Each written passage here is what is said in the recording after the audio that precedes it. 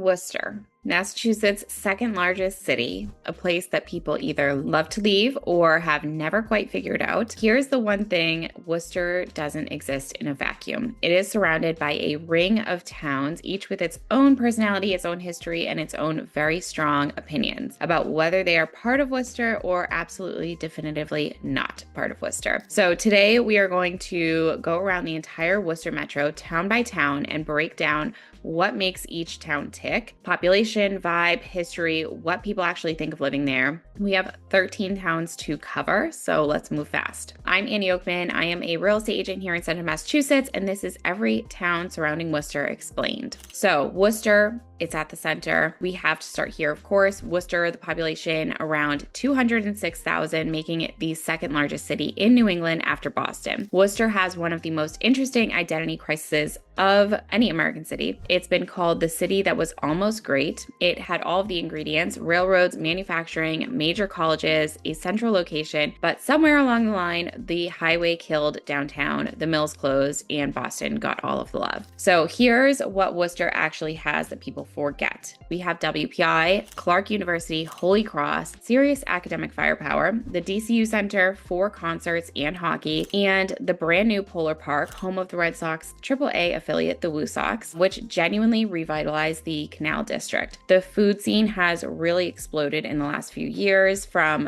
Vietnamese, Ethiopian, Latin American. Worcester's diversity is real, and the restaurants reflect it. So is it Boston? No. Does it want to be? Not anymore. Worcester is finding its own thing, and honestly, I think it's working. The vibe is kind of gritty, underdog, but it's interesting. And I really feel like Worcester has grown, expanded. There are neighborhoods that are really transforming, and I think it's a good change. I like it. Okay, next town, Auburn.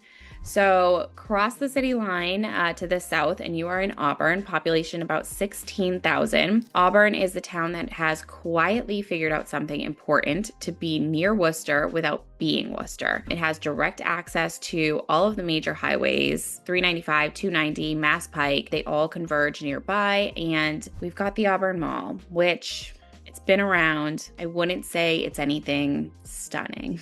You're gonna want to go to maybe Solomon Pond or Natick, really, but Auburn Mall is here if you need it. Auburn is working class to middle class, practical, no nonsense. You're going to find a lot of small business owners, longtime Massachusetts families here. People love Auburn for its convenience. You can be anywhere in Auburn and basically be to a grocery store within like 2 to 5 minutes. Schools are decent. Taxes are lower than some of the neighbors. Commute to Worcester is about 10 minutes. There's not a ton of charm in the traditional sense. It isn't a town with any historic village or like Instagram influencers, but that's kind of the point. People in Auburn are not performing, they're just living. Fun fact: Robert Goddard, the father of modern rocketry, launched the world's first liquid-fueled rocket in Auburn in 1926. So they actually just celebrated the anniversary here last weekend, I believe. So there's a small memorial there. So it's a fun thing that happened here in Auburn. The vibe: practical, unpretentious, secretly important to aerospace history. Next is Shrewsbury. So head northeast out of Worcester and you're going to hit Shrewsbury, population roughly 38,000, and it is growing fast. So Shrewsbury is what happens when a town is directly in the path of the tech industry sprawl. Route 9 is basically tech corridor now: biotech firms, medical device companies, consulting offices. And so the town has attracted a massive influx of residents from other countries, largely driven by that high-skilled professional workforce. So the school system is consistently rated among the best in Central Massachusetts, which drives a lot of families in. The result is a town that feels a bit like a newer version of Metro West suburb. So ambitious, family focused, a little bit competitive about their school ratings. Housing turns over fast. Lake Quinsigamond sits on the western border with Worcester, and it gives the town a little bit of natural beauty. So if you want good schools, close proximity to Worcester,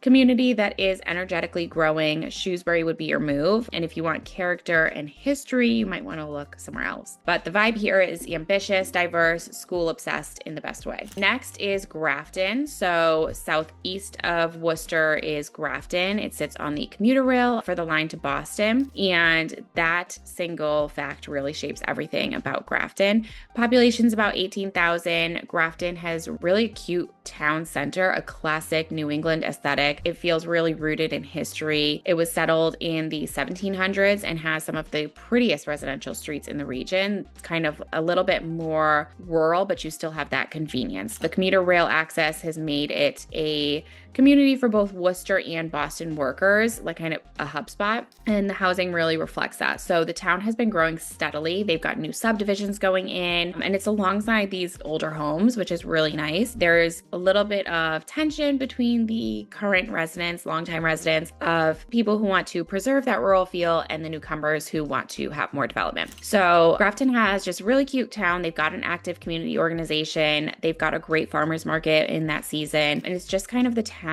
where people actually show up to the town meeting type thing, like classic New England. They're going through some growing pains, but it's got the best town center. Next, we're going to go through Millbury. So this is south of Worcester along the Blackstone River. Millbury has one of the most interesting industrial histories in the region. So this was a textile mill country. Blackstone Valley was basically the birthplace of the American Industrial Revolution, and the Millbury was part of that story. So population for Millbury is around 13,500. Today, the mills are largely gone or converted, but you can still feel the bones of that history in the architecture, especially along the river. Singletary Lake is there and is one of the best recreational assets for fishing, kayaking, all of that. It's a lot of fun. It's a really nice little area. Millbury is middle class, mix of longtime families, newer residents attracted by the price point compared to Shrewsbury and Grafton. Town center is modest, schools are fine, and the commute to Worcester is easy. So it doesn't have a flashy identity, but people who live in Millbury tend to really like Millbury, which is honestly one of the better things that you can say about a town. So vibe, kind of underrated, historically rich, comfortable. Next is Boylston. So this is north of Worcester. Boylston is small, population around 4,500. It is a town that very much wants to stay that way. They are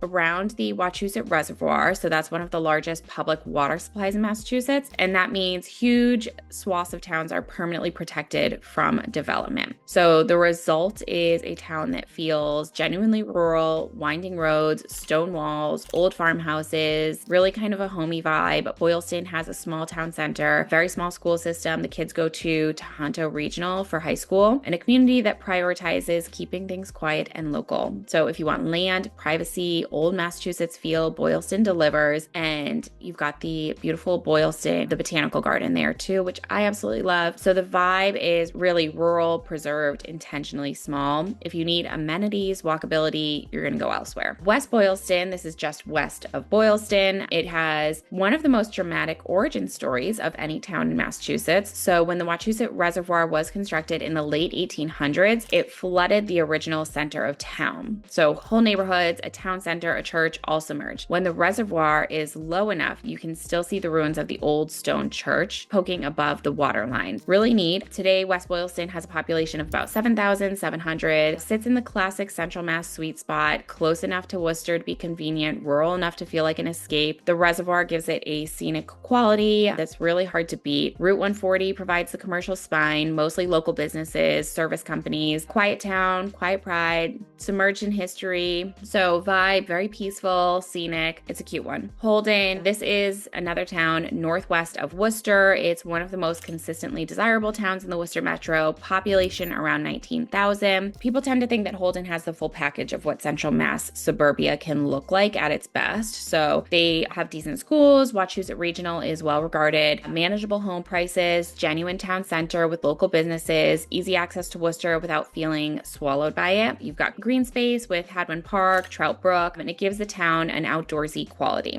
So demographic, working, middle class, deep roots in the area. A lot of Worcester firefighters, police officers, teachers, tradespeople have historically settled in Holden. It's got a strong community identity. Holden is a town where I had a client once that was searching for a home, and I saw this home in Holden that would be perfect for her. And she said, "Oh my gosh, if I move to Holden, everyone is going to think, wow, she moved to Holden." That's kind of like the thought process. I've also had people that have had no interest in Holden because they felt like that was the thought process was, oh, Holden, wow. So maybe a little more polished, I don't know, but vibe is like aspirational suburbia, community minded, reliably good.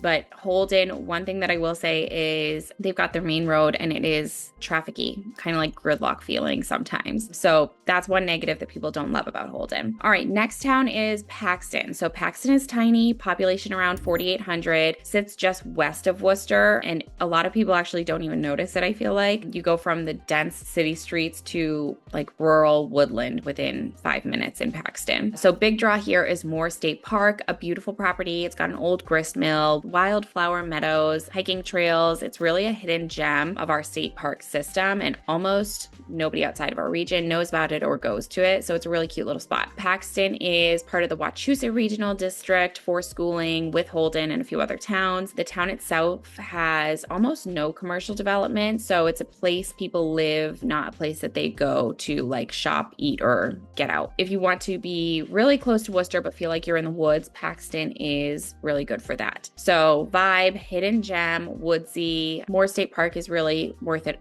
for the visit alone. Leicester is the next town west of Worcester along Route 9. Leicester is a town in transition. Their population is around 11,000. Historically, they were a mill and farming community. Today, they kind of have a split personality. So parts closer to Worcester have gotten more suburban, while the western and more rural portions feel like a little bit more central mass farmland. They've got a modest functional town center. Leicester is part of the Wachusett Regional School District at the middle and high school level. Housing is a little bit more affordable here than many of their neighbors, so that attracts a lot of buyers that are priced out of Shrewsbury or Holden. And Leicester doesn't have a flashy identity. There's been investments in local events, community programs in the recent years. It's a town where things are quietly improving, I would say. So vibe is really transitional, affordable, underappreciated. Northborough, this is our next town. So headed east, slightly to the south, Northborough has fully embraced its identity as the Metro West suburb that happens to border Worcester County. Population around 15,000. Northborough has good school districts, a charming historic town center, easy access to both Worcester and Route 495 for the tech corridor. It has attracted a professional class of residents, engineers, healthcare workers, managers. Housing prices seem to reflect that demand. Solomon Pond Mall sits on like the Northborough-Marlborough line, serves as a commercial hub for the area. Route 9 through town has the usual like suburban commercial corridor. Northborough's really quietly becoming one of the more sought out towns in the area for families. Community is very active. It doesn't feel like as frenetic as some of the closer suburbs. So vibe is really like polished, family focused. Okay, so Westboro. Westboro is Southborough's neighbor. It is kind of like Southborough's spiritual sibling. Westboro sits at one of the most significant highway intersections in Massachusetts, where Mass Pike and 495 and Route 9 all come together. So that interchange has made Westboro one of the most important commercial and corporate locations in the state. Population's around 19,000. Major corporations have headquarters here. It's got a corporate park presence that kind of goes above its weight for the town, like the size itself. So that employment base really drives a lot of the housing demand in Westboro. Town itself is lovely. Their historic center is well preserved. Reservoir system's beautiful. The schools are strong. Kind of also has a dual character, the quiet New England town on one side and corporate campus suburb on the other, but they coexist very well. So Westboro is a really cute town. Corporate powerhouse. Their vibe is like historic core, best of both worlds. Next, we've got Charlton. So this is southwest of Worcester. Charlton is a big rural outlier in this group. So the population is around 13,500, but spread across a really larger geographic footprint. So it's one of the larger towns in the Worcester County area. So this is kind of like some areas are farm country. They've got larger lots, rural roads, working farms, horse properties. Charlton has really resisted like suburbanization that hit really its neighbors, and the town is pretty deliberate about that. They're working class agricultural community and they've been here for generations. So Buffinville Lake is one of their recreation spots, which I absolutely love. It's a good hiking spot, fishing, we've kayaked there, and they've got the dam there that you can walk. So it's a really great area. Route 20 provides the commercial spine. Charlton Orchard is a place where people go to often. So people will visit this area for those things. Charlton's really known for people who want space, privacy, a rural life within 20 minutes of a major city. So it's a rare combination, and the people who live there definitely know it. Vibe, rural, spacious, good energy.